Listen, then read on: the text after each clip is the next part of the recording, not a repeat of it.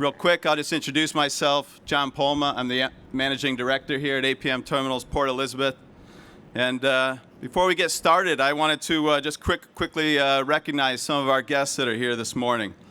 We've got CMA CGM President Ed Aldridge, French Ambassador Philippe Etienne, Governor Phil Murphy, the Port Authority Chairman Kevin O'Toole. And I appreciate that you guys are able to join us today and say a few words on this special occasion. I also wanted to recognize Buddy Smith, who's in the back there, president of Local 1233 of the ILA. His local will be conducting the move behind us later this morning under the direction of Lou Troca, our dock boss. No pressure, Buddy. I also wanted to welcome Chairman Tom Heimgartner and President Lisa Yakman of the Bi-State Truckers Association, representing the hardworking trucking community here in the port complex. Your drivers get it done on and off the terminal, despite a sometimes difficult working environment, and we appreciate you being here. On May 20th, we gathered in this same place to celebrate the arrival of the largest vessel to ever call the East Coast of the United States of America, CMA CGM Marco Polo. So today we have a ship setting a record for the fewest number of moves, with exactly one discharge of a container carrying some very, very important cargo. But I won't steal our speaker's thunder. So we're so proud to partner with CMA CGM and the Port of New York and New Jersey on this special event.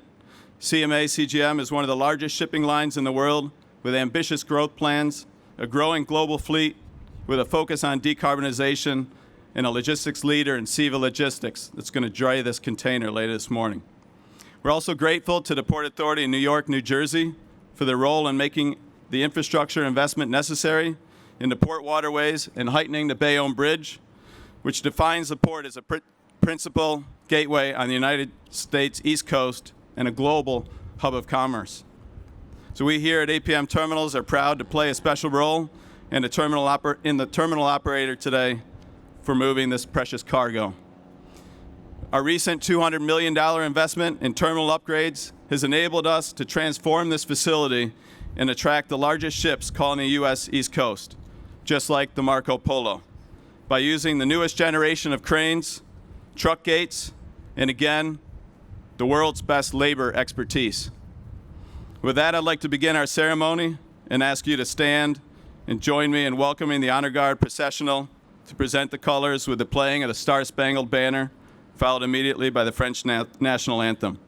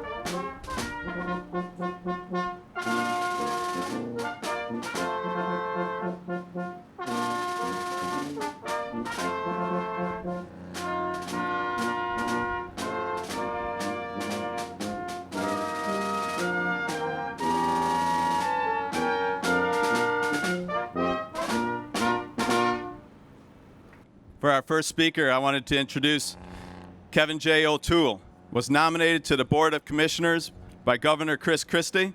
He joined the board on July 2nd, 2017. He was elected chairman of the board on August 3rd, 2017. Mr. O'Toole earned his bachelor's degree in political science and public admin in 1986 from Seton Hall University and his Juris Doctorate in 1989 from Seton Hall School of Law. Mr. O'Toole has had a long and distinguished career in his public service at the local and state level in New Jersey. He served on the Cedar Grove Town Council from '89 to '96 and as mayor in '90, '93, and '95. He was first elected to the New Jersey General Assembly in 1995 and served until May 2001. He then served in the state Senate from May 2001 until January 2002. Kevin was elected again to the General Assembly in 2001 and re-elected twice. He was elected to the state Senate in 2007 and re-elected in 2011 and 13. He retired as state senator on July 1st, 2017 to begin his term as a commissioner of the Port Authority of New York and New Jersey. Welcome, Chairman. Thank you. Gov, I hate when they read the bios. First of all, it makes me sound too old. But first of all, welcome everybody. It's hot, so we'll keep it short. To CMA CGM, thank you very much for this wonderful opportunity, a wonderful day. Governor, good to see you here. Thank you very much for gracing us with your presence. Ambassador, wonderful. I'm not going to ask you the question whether it's a tougher job to be the ambassador to Germany or the ambassador to the United States. I will not ask you that question. I want to thank the Port Authority, on behalf of the Port Authority, Executive Director Rick Cotton, the commissioners, and all the individuals who work here. Hard work, who allowed this port to remain open during the most difficult times. The longshoremen, the ILA, the Port Authority employees. In 2020, in COVID year, we literally handled 7.6 TEUs, the largest ever in our history, to keep this region moving, including 50,000 TEUs of PPE and life-saving equipment. Thank you very much to labor, and thank you very much to the Port Authority employees. And on behalf of the authority, we'd like to thank Chris Bowich, our wonderful host here. I know you started here at the port here in Sealand many, many years ago. It's changed a bit, but no one knows this geography, Governor, better than Chris Bowich. I introduce our mayor here, Chris Bowich. Chris.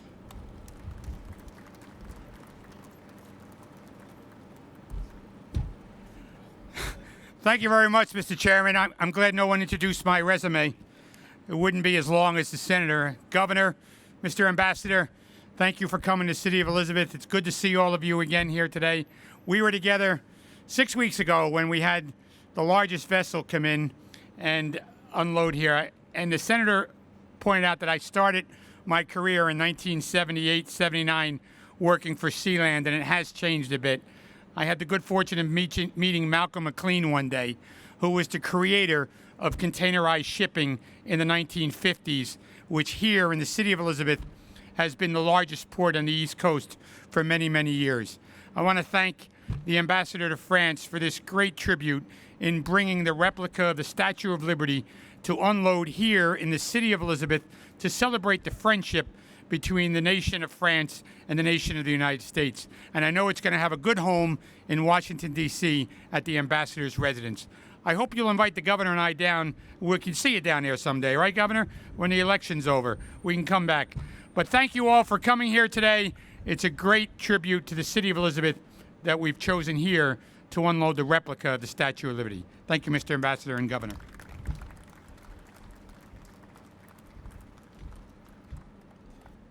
All right, thank you, gentlemen. Proud to make the next introduction, an icon of our industry. Ed Aldridge has held international executive positions at Sealand, APL, and U.S. Lines. In these exciting times for ocean carriers that are faced with the challenge of handling a post-pandemic surge in freight, Ed and CMA CGM continue their investments to meet the freight demands, in addition to demonstrated leadership in conducting their business with the lowest possible impact on the environment. Ed, it's a pleasure to welcome you back. The podium's yours. Thank you, my friend. Really appreciate it. Thank you. Good morning, everyone. It's great to be back here at the Port of New York and New Jersey to celebrate another very special achievement for the CMA CGM Group. As Mayor Boulware said a few moments ago, it was only 6 weeks ago that we were celebrating the arrival of the 16,000 TEU CMA CGM Marco Polo, the largest ship to ever call this port in the entire North American East Coast. Governor Murphy, Ambassador Etienne, and Mayor Balwaj, it is a tremendous honor to have you here today. Thank you so much for coming. I would also like to recognize esteemed members of the French Embassy and French Consulate, U.S. Customs and Border Patrol and Border Protection, our great customers, many of them are here today, the ILA, thank you very much, our colleagues from CEVA Logistics, and our gracious hosts from APM Terminals and the Port of New York and New Jersey. Thank you all very, very much. Again, thank you all for being here this morning. Today has been an absolutely incredible day. I boarded the pilot boat at 4:30 this morning at the Narrows and had the opportunity to ride the CMA CGM Nerval Inn. A tremendous day, I'll never forget it. We had the opportunity to dock the vessel near the Statue of Liberty, and from there, our New York's incredible firefighters shot the hoses off, red, white, and blue, incredible. And our little sister woke up and she's here ready to celebrate with all of us during this inauguration. Captain Vladimir, he's back there somewhere. There he is, Captain. Thank you so much for this great trip this morning, and thank you for taking excellent care of Lady Liberty's little sister on her voyage to the United States. A voyage that followed the same route the original Statue of Liberty took from France more than 135 years ago. The entire CMA CGM group is extremely proud to transport this statue. It is an example of the great cooperation between the CMA CGM group, Canaan, and the French Embassy of the United States. Our little sister also reflects the values of freedom, peace, and liberty. She is also a reminder of our historic and strong French and American friendship. I can assure everyone that CMA CGM approached transporting Lady Liberty's little sister with great care and thorough planning. In Paris, the statue was unbolted, hoisted from her base, and carefully placed in a custom-built, transparent plexiglass case with plexiglass walls, designed and fabricated to the exact dimensions needed to carry this precious work of art. She was then placed in a 20-foot container, equipped with sensors, and stamped with the effigy of Lady Liberty to show our deep respect and to commemorate this great project. More than 40 people across the CMA CGM group in both France and the United States have been involved in this mission so far. CMA CGM provided the ocean transport, and our logistics and solutions company, CEVA, is handling the ground transportation, delivery, dismantling, and setup on both sides of the world. As a result, Lady Liberty's little sister will join her full-scale sibling tomorrow to celebrate Independence Day and will be on full display on Ellis Island from July 1st to July 7. From Ellis Island, CEVA Logistics will transport this iconic statue to the garden at the French ambassador's residence in Washington, D.C. in time to celebrate Bastille Day on the 14th. As you can imagine, the logistics of moving our little sister to arrive in time to celebrate July 4th with her big sister was extraordinarily delicate and required dynamic agility by both the CMA CGM group and our subsidiary, CEVA Logistics. This project truly demonstrates the scope of CMA CGM Group's capabilities, both in ocean transportation and logistics, as well as our expertise in executing tailor-made end-to-end solutions around the world. Today, the CMA CGM Group here in the United States totals more than 12,000 associates spread across this great country. We operate 117 facilities and serve 19 ports with 96 weekly port calls and 36 different services. We have a ship entering or exiting a U.S. port every 2 hours. Today, CMA CGM is a company evolving, growing, and transforming. All of us at CMA CGM, under the leadership of our chairman, Radolf Sade, are 100% committed to being a global, world-class shipping and logistics company, leading the energy transition, and accelerating digital transformation for our customers and staff members around the world. This new ambition has a new name: Better Ways.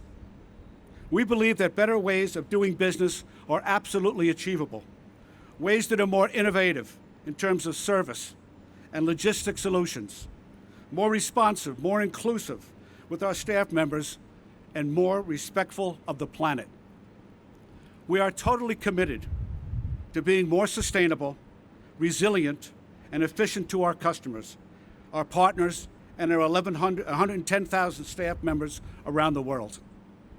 On behalf of the CMA CGM Group, once again, we are deeply honored to play a key role in this symbolic journey and further commemorate the strong, enduring friendship between the U.S. and France. Thank you all very much.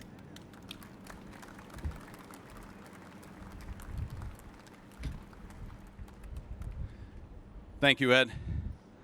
You know, Governor, I got 2 pages of a bio here, but I can see you sitting in the sun, and I know it's hot. We're going to bring a couple towels over for these guys in the front here wearing suits. I took a shortcut and wore a polo. It seems like you throw a vest on around here, you can't do anything wrong. But Governor, I just wanted to say something personal from the team here, and hopefully I can speak for the Port Authority workers as well. You know, a few months back, you in the office brought 500 vaccines to here in our backyard to the Express Port Plaza and allowed our workers the first chance to get vaccinations in the area. And that means a lot to the team that spent the entire pandemic showing up every day to deliver freight. So with that, I thank you again, and I welcome you up here. The podium's yours.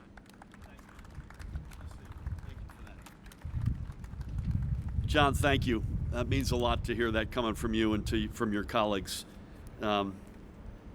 Philippe, I'm going to speak faster than normal today.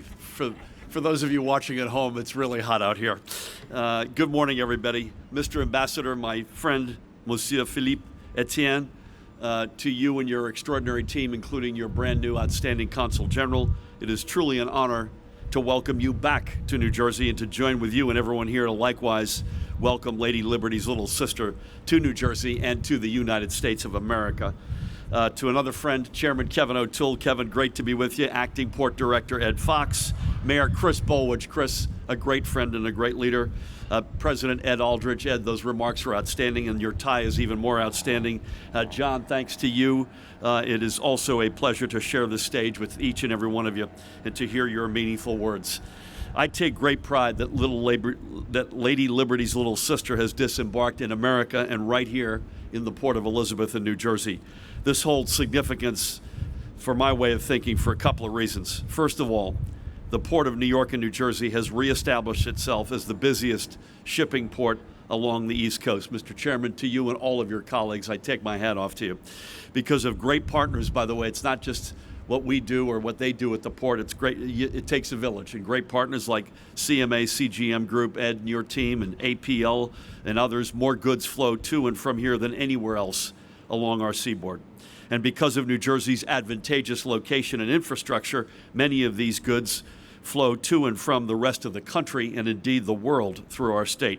Goods such as fine works of art destined for Washington, D.C., by example. This statue is precious cargo, but it represents only one of the millions of pieces of cargo that the tremendous women and men of the International Longshoremen's Association unload here every year, and I tip my hat to them, too, for their work in the success of our port, particularly during this awful pandemic, and I promised his dad I would give Joey Calabro a shout-out. And then there's a second matter of significance I must speak to. The first was literal. This one is figurative. As New Jerseyans, by the way, let's also give it up for members of law enforcement, particularly the Port Authority, police, state police who are here, and other representatives. So this one is more figurative. As New Jerseyans, we welcome this statue, cast from Frederick Auguste Bartholdi's original molds, not just because of what it is as a matter of art and history, but what it represents. The provenance of this statue certainly speaks to the timelessness of what is a magnificent work of art. However, it also speaks to the timelessness of the values and ideals it espouses. For the past 135 years since the dedication of this statue's bigger and older sister, millions of immigrants' first glimpse of this nation was of a torch held high above the harbor's waters. Each came in search of their American dream, and many of them found that dream, by the way, right here in New Jersey. And we, in turn, have come to proudly call them our fellow New Jerseyans and our fellow Americans. This is true whether a family arrived here a century ago or much more recently. Our immigrant communities are part of our rich history, and they are just as vital to our vibrant future. Moreover, she has shed her light onto the lasting friendship between the United States of America and the French Republic. Ours is a partnership even older than our respective democracies. And whether it be the statue standing in the harbor or this magnificent casting standing on the grounds of the residence of the ambassador in Washington, D.C., Bartholdi's creation is a constant reminder of the common threads that connect us. When the Statue of Liberty was dedicated on October 28th, 1886, she was received by then President Grover Cleveland, and he remains, I should note, the only American president born in New Jersey. During the dedication ceremony, President Cleveland offered these words, and I quote the president, "We will not forget that liberty has here made her home, nor shall her chosen altar be neglected. A stream of light shall pierce the darkness of ignorance and man's oppression until liberty enlightens the world." Well said, Mr. President. Given so much that we see in our world today, we would be wise to remind ourselves of these words and the true meaning of Bartholdi's creation, as well as its official name, Liberty Enlightening the World. Philippe, in the form of the statue, Liberty will be making her home on the grounds of your residence in Washington. I hope and trust her presence will enlighten all who see her to live up to her values in their own lives and actions and to the highest shared values of our two nations. Thank you again for the opportunity to join you today. Vive la France and God bless America.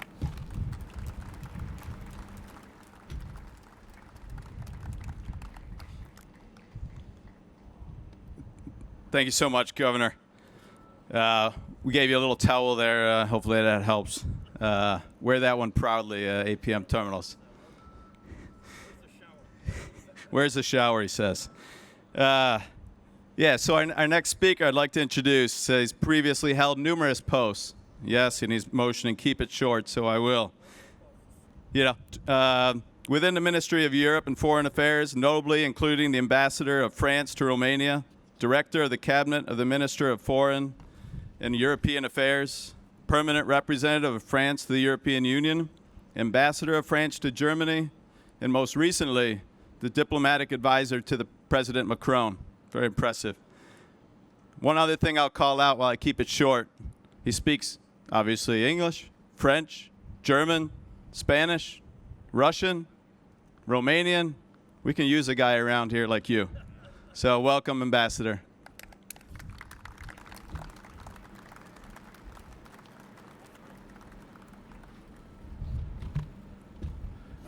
Dear Governor DeFil, dear Mayor, dear President of CMA CGM and APL in the United States, dear Chairman of the Port Authority of New York and New Jersey, dear APM Managing Director, dear friends, I am honored to be here today in Port Elizabeth to welcome the arrival of the CMA CGM Nerval, which has left from the shores of France on June 19th.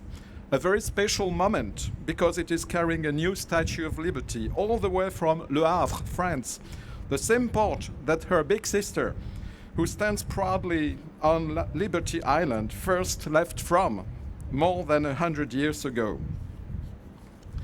Lady Liberty, that stands at Liberty Island, enlightening the world, as her creators called her indeed, was given by the French people to the American people to celebrate the centennial of the Declaration of Independence as a symbol of the strength of our partnership and friendship, which go back to the French support to the American independence. But the idea of the Statue of Liberty was conceived by Édouard de La Boulaye already in 1865, 21 years before it was inaugurated, as a reaction to the news of the assassination of Abraham Lincoln. De La Boulaye was the leader of the abolitionist movement in France. He was a great friend of liberal ideas and an admirer of the ideals that are at the foundation of the United States.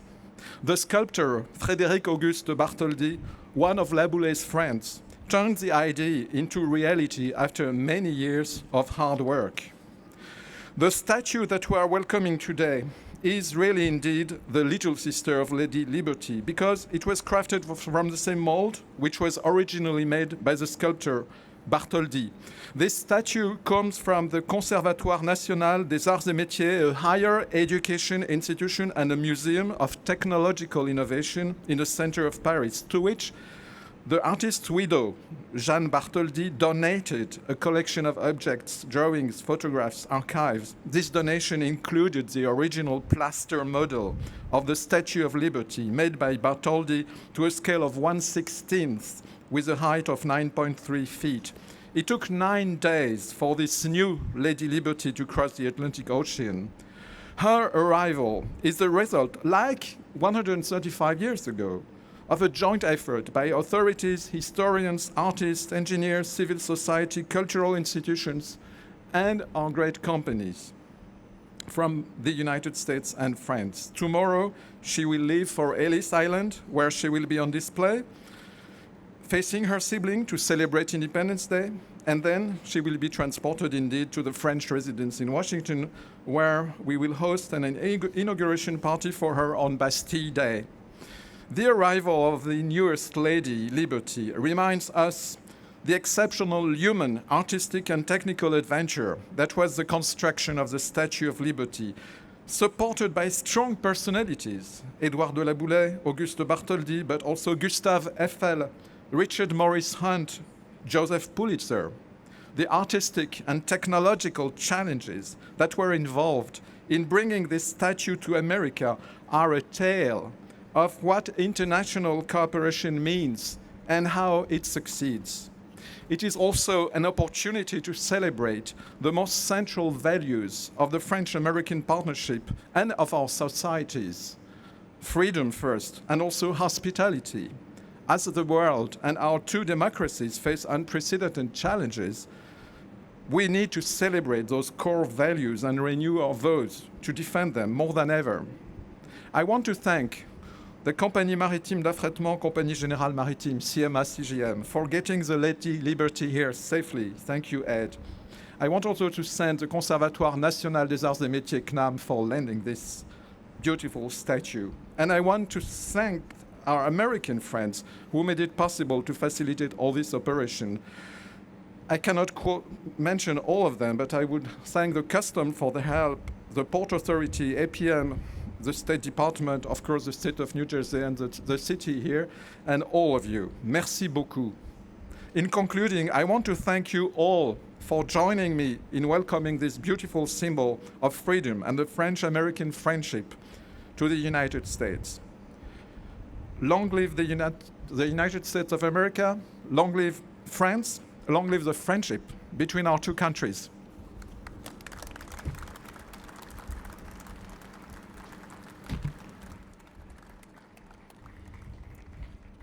Ambassador, thank you for those kind words and this very special gift. Now we're going to introduce the U.S. Customs and Border Protection Acting Director, Ed Fox, who will present the official release of the container. Do we know who's speaking and presenting? Yes. Good morning, thank you. In 1885, when Miss Liberty sailed into New York Harbor, she was broken down into 200 crates. She was cleared by the Collector of Customs in New York, and unfortunately, as the governor alluded to, it was more than a year before she was set in place as a symbol of freedom to the whole world. Today, it is my great honor to clear Miss Liberty's little sister, and fortunately, she will begin her reign in one day as a symbol of the enduring and abiding friendship between the citizens of our two great countries. Young Miss Liberty, welcome to the United States. Mr. Ambassador, vive la France.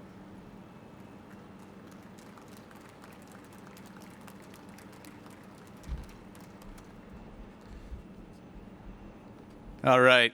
Well, this is what we've been waiting for. Thank you to our guests for your kind words, and again, Ambassador, for this gift. We appreciate your attendance today. To the rest of the audience, You know, we hope you enjoyed your time here today despite the scorching temperatures. We're truly honored and humbled that you've chosen to spend some time at APM Terminals Port Elizabeth.